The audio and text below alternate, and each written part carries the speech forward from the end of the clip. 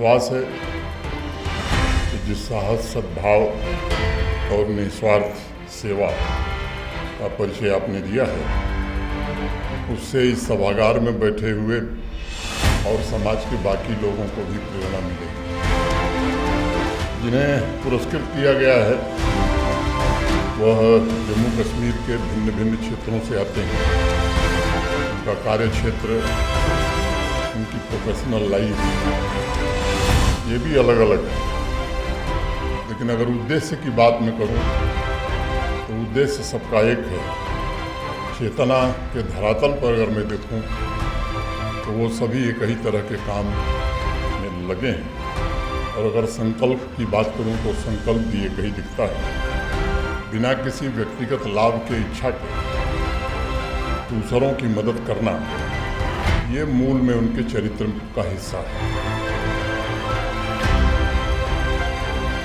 जो इंसान सहनशीलता, विनम्रता और परोपकार की भावना से दूसरों का दुख दर्द बांटता है, उसको समझने की कोशिश करता है, उनकी मदद करता है, सचमुच में वह जीवन के सही अर्थ को प्राप्त करता है। नेटवर्क 18 का यह प्रयास आवाम को और सशक्त बनाने तथा प्राकृतिक आपदा में जीवन सुधार के कार्यों के लिए बाकी नागरिकों को भी प्रेरित कर सकेगा, ऐसा मुझे लगता है।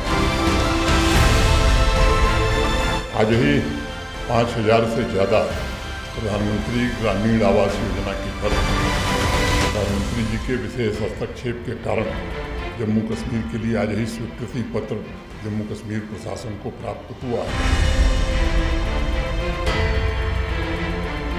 अनेक ऐसे भी लोगों को यहाँ सम्मानित किया गया जिन्होंने अपनी जान जोखिम में डालकर लोगों की मदद की। इस बात के भी वे गवाह हैं कि कहीं न कहीं प्रकृति के साथ हमारा जो सामंजस्य है, तारतम्य है, वो टूट गया है। ये सच्चाई है कि जब पिछले महीने जम्मू कश्मीर, हिमाचल, पंजाब, उत्तराखंड जैसे राज्य प्राकृतिक विभीषिका झेल रहे थे, तो दुनिया के बाकी हिस्सों से भी तबाही की खबरें आ रही थी। अनेक स्थानों की चर्चा जो दूसरे कारणों से होती थी, अब उनकी चर्चा आज दूसरे कारणों से हो रही है।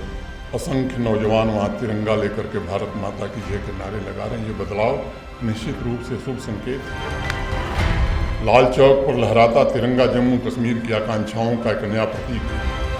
पुलवामा की सड़कों पर नौजवान आतंकवाद और अलगाववाद के खिलाफ आवाज़ बुलंद करे, जिससे पूरी दुनिया में एक संदेश जाता है।